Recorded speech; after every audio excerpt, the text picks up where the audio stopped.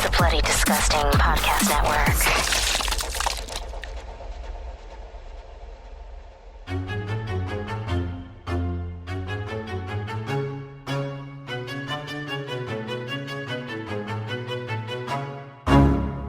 We're gonna carry on and plan the sequel, because let's face it, baby, these days, you gotta have a sequel.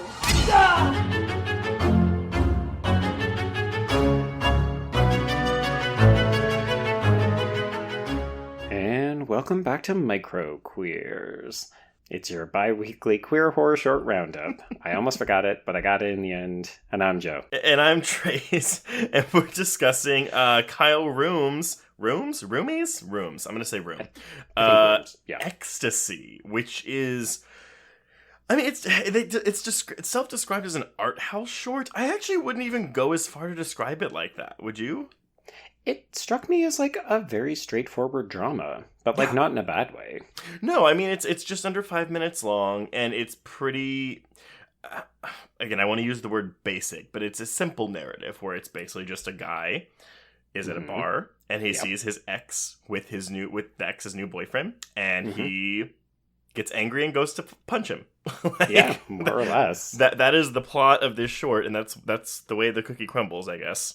Indeed, yeah. 4 minutes in and out. So this is a Toronto filmmaker. We're back in the territory of people who are making student films for their dissertation. And yeah, I don't know. So what did you think of this? It reminded me of myself when I was a teenager and dating. I've been in a relationship for 10 years, so I'm not a stranger to these feelings of jealousy that this short is putting out there, but I haven't been broken up with or been single in 10 years. So it's like, it was kind of like a refresher course and like what it feels like to, well, I mean, actually, we don't even know what happened to this couple, right? No, like, we just know that like they have broken up. So we don't know who's in the right and who's in the wrong. And I actually think that plays a very important part in how you watch the short, because it's kind of at the end of the day, like, well, is violence ever worth it no matter who's right or wrong?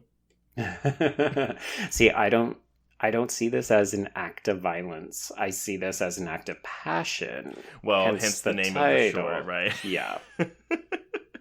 But I mean, I agree, right? Like it's very much like you see your ex flirting with somebody, you're clearly broken up. Like everything about this short makes it clear that these two men are not together anymore. Right. And he feels like an appropriate response to seeing an ex flirting is to just tackle him, wholeheartedly tackle him.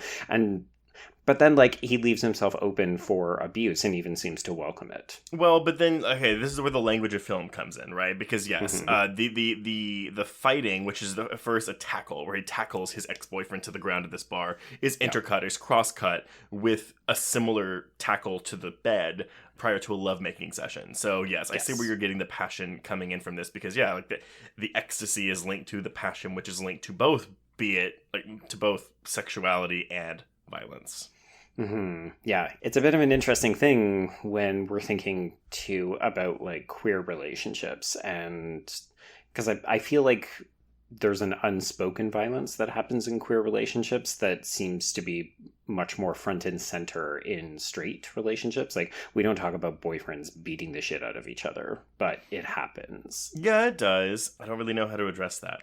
I know, yeah. I'm sorry. I realize it's a bit of a like non-starter, but I guess for me, I mean, one of the things I like about the short is how brief it is, because it gives you, you know, like we've talked about with a very simple premise, it gives you that open area to infer what you want to believe. So we don't know the nature of the relationship, why they broke up, who broke up with whom. It seems like our main guy is the guy who feels disgruntled, but maybe he also feels very lost without this other gentleman, which is why he ends up tackling him.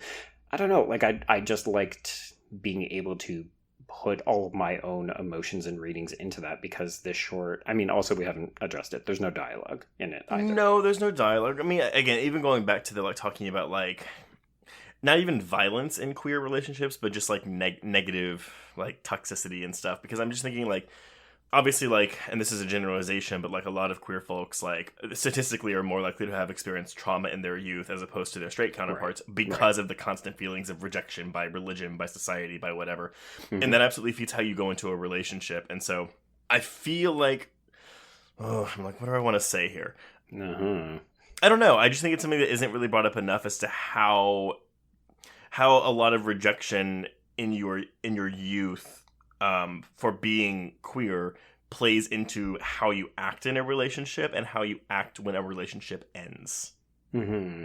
Yeah, I don't know about you, but I feel like I was always less prepared for the heartbreak. Like, I've only had a couple of serious relationships, but I felt completely unprepared for them because I hadn't just had, like, boyfriends and girlfriends when I was in high school. So it's like my first significant relationship it just so happened to be a long-term relationship. It ended very badly after a significant period of time. And when it ended, I was like, oh, I've never broken up or been broken up with before because I never dated because it wasn't safe and I wasn't out. So I didn't know what the fuck to do. I didn't know how to process my feelings. And it was very unhealthy for like a very long period of time. So like during the relationship, after the relationship, or both? After. I mean, it was a cheating relationship from almost the very beginning. So it was very unhealthy, but I didn't realize that, or I didn't admit it for a very long period of time.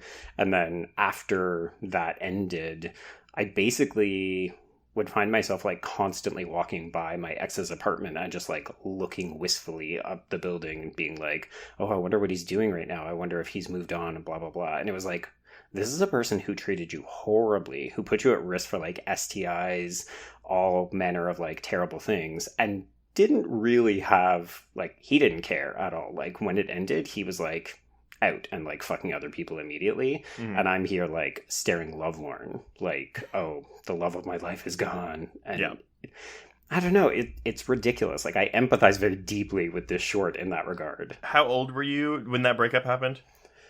Oh gosh, would have been almost 30 at that point. Okay. I'm just trying to think of a 6-year like, relationship. Well, I always say, like, you know, with queer relationships, everyone's always kind of like a phase behind, again, their straight counterparts, because for a lot of us, like, you don't get to be yourself, especially in relationships, until later in life. For some of us, it's your 20s. For some people, it's their 50s. Like, it just depends. Yeah. So you essentially like live out your teenage years whenever you kind of like make like come out and be like publicly okay. For me, I mean, I definitely had like I was a serial monogamist for the longest time in high school and college, and I love that term. yeah, but like I definitely had some breakups. I've had people break up with me. I've broken up with people, and a lot of times they were good, a lot of times they were not good. But my thing was I always had a physical reaction, and I always thought, I don't know what it is, I had to work it out in therapy, but it was like, I liken it to an anxiety attack, but it was whenever a partner of mine would be out with friends without me, or especially if he was drinking or doing drugs and I wasn't there. And it never stemmed from a place of, oh, I'm jealous that you're gonna cheat on me. It was always just like, you're experiencing this thing that I've never, because I wasn't really, I mean, no one was allowed to drink or do drugs in high school, but I was never obviously like, people were. I couldn't sneak out. I couldn't get out and do it. And so I had this reaction of like extreme FOMO, where basically if a partner of mine was out doing drugs or drinking or like with like friends at a party, I would like get like literally like chilled to the bone. I would shake. I would like shiver and shake, and like I would have to curl up in a ball in my bed and like rub myself to like get myself out of whatever my body was telling me was like was wrong with me. Oh wow. Yeah, and I kind of figured that I learned down the road that my mother has a similar thing, so it might be genetic, but I don't know what it is. But it's basically so I had to learn how to be like, oh, it's okay for your partner to go out and do things and like whatever. Right. And so watching this, while again we don't know the details of this relationship, I was kind of like, I knew what it felt like when you felt something about a romantic partner that was so intense that you had to like get up and do something about it. Yeah. So while this may action. kind of, yeah. So while this may not be like a horror short like per se, it definitely reminded me of some scary things that I went through. It sounds like it's the same for you. Yeah, a surprisingly not emotional reaction, but like a very personal reaction to this one. No, absolutely. But yeah, so listeners, let us know what you think of Ecstasy. What was your read on it? Did you have any personal connection to it? Did you, I don't know, did you react to it physically, shivering in your bed, or did you want to go punch someone? Oh gosh. Would you watch a feature-length version of this? Kind of like the last microqueers for Stayed Fuzzy, there's not enough here to make any kind of assumption about what a feature-length film could be. I mean, I'm always down for more queer dramas, particularly if they're not dealing with, like, the coming out process, somebody getting AIDS, or somebody becoming a gigolo, because those are my least favorite queer narratives. So this one seems to be avoiding all of those traps. So, yeah, it's well shot. It's got likable-looking actors. Obviously, I would want a bit of dialogue, but yeah. Oh my god! But no, if you want real art house, like the whole movie is dialogue free. Yeah, I did like the music. Yeah, no, the music's great, and again, it's mostly in slow motion, so there's that. Yeah, I guess I'll agree with you. I'd watch it. Because again, you can do anything with this plot. Anything. Yeah. Well, listeners, let us know if you would watch a full feature-length version of this. But I think on that note, we can cross out Ecstasy. Yes, and cross out microqueers.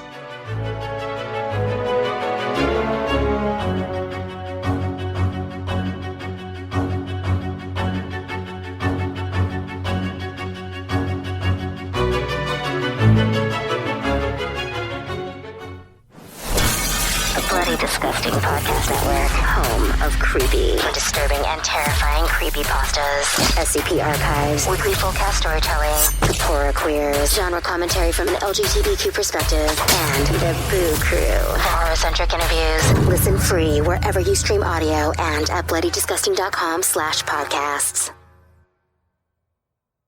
It was late in the afternoon when the professor and I took our way towards the east, whence I knew Jonathan was coming.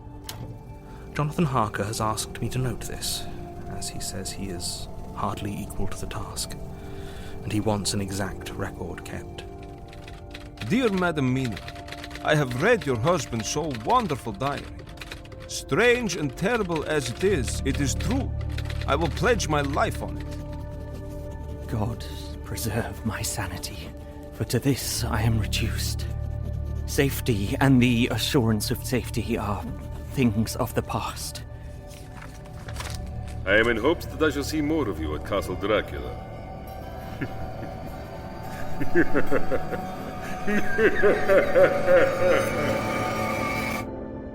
Listen to Regarding Dracula wherever you listen to podcasts, or find us online at bloody.fm.